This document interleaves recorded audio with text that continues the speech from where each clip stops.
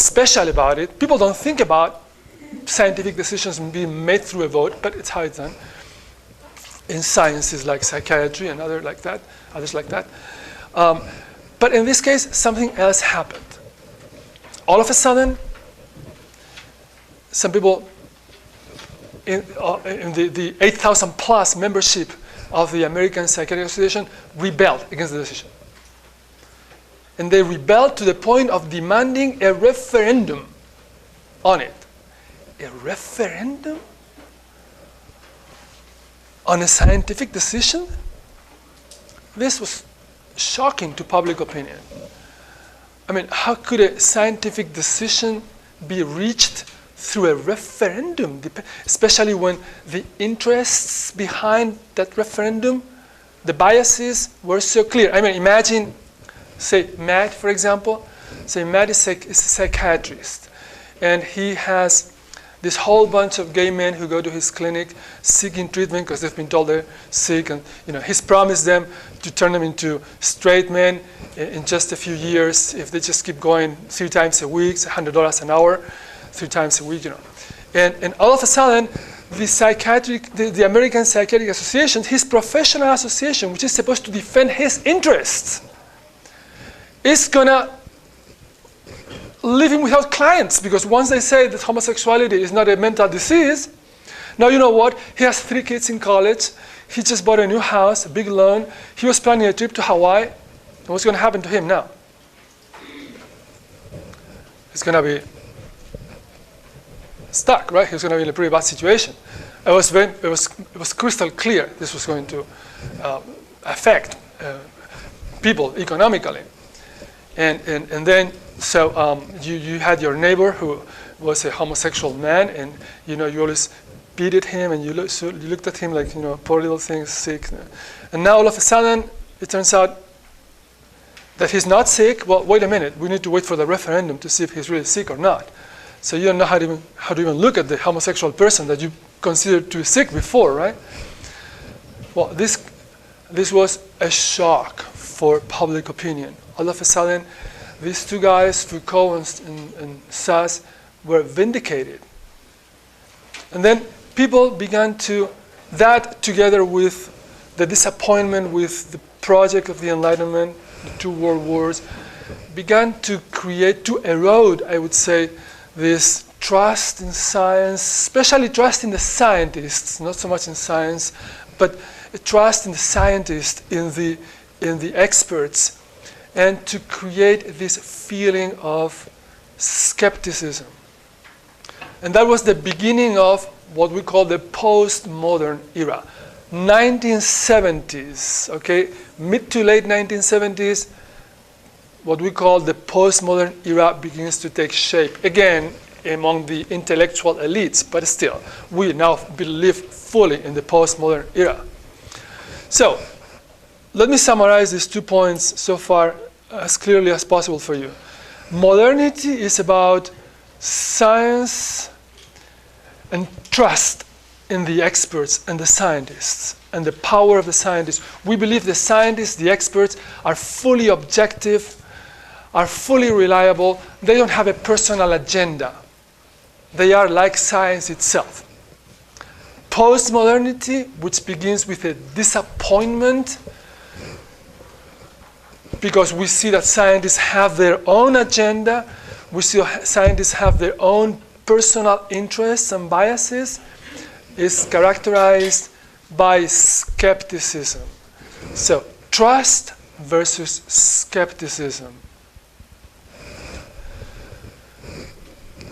Now, let me tell you how postmodernity sees the creation of knowledge and how power interacts with knowledge, how power acts upon knowledge.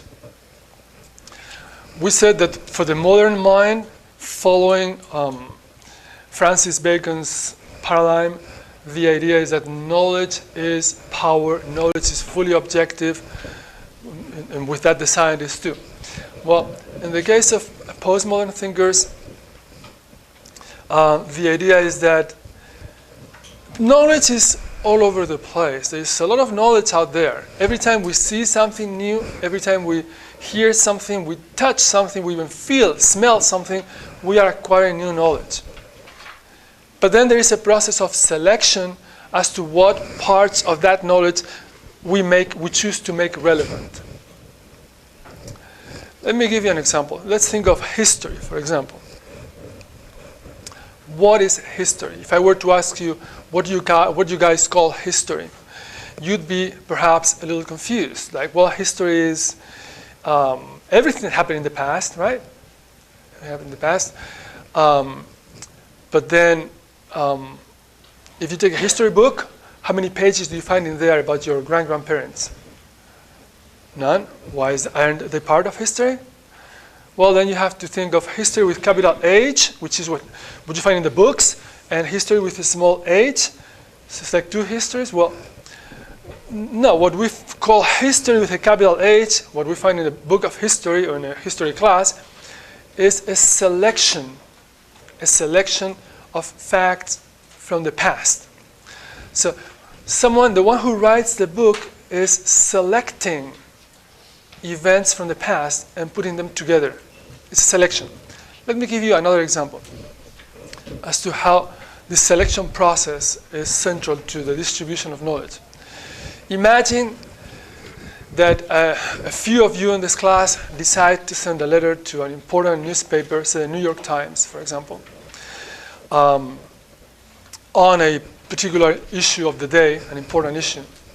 Say whether the US should withdraw from Iraq or something like that. And so we have Matt, and we have Kami, and we have Joe, and we have Melissa and Sarah sending letters to the editor of the New York Times. And before they send the letters, we read those letters aloud here. And we all agree that if any of the letters gets published, it's going to be that by Kami. And then they send their letters, and to our surprise, it is Melissa's letter that gets published. And we didn't think her letter was that good. But now that we see it in print, in the New York Times, everyone is talking about her letter. President Obama even made some remarks on her letter. It's been discussed on TV shows and radio shows. And we think we were so stupid not to recognize that her letter was really the good one. Now, what no one knows is that Melissa's daddy is best friends with the guy who selects the letters for the New York Times. And that's why her letter got published. Or just that the guy was really tired. He was just looking for a letter of a certain size to put on this piece of blank he still had. And so her letter just happened to be there. It was an act of selection. An act of selection is an act of power that made her knowledge valid knowledge for everyone, that legitimized her knowledge. Her knowledge becomes legitimized when it becomes in printed form. And then the third step, it is disseminated. The New York Times is read all over the place, through the internet, people read it. And so her piece of knowledge becomes true knowledge for everyone. It doesn't really matter whether it was good or bad or the worst and the best. Maybe other opinions in here were actually better in the long run. If we were to look at them 10 years later, maybe Kami's letter or Matt's letter were actually predicting more of what was going to happen or what should be done. But it doesn't matter. Her knowledge goes through. See? So we have the three steps here. Selection,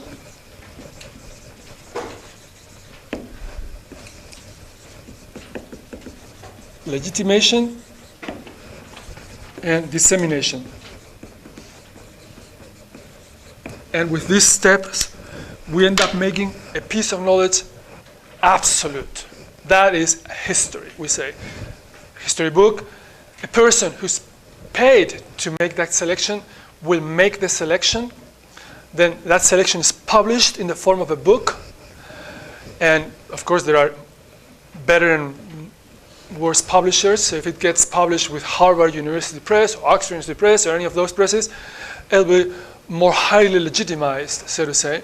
And then the book is sent to libraries and bookstores, and it's read, and therefore it's disseminated. And therefore it becomes history, it becomes absolute. Now, there is no moral judgment in this. Okay, this is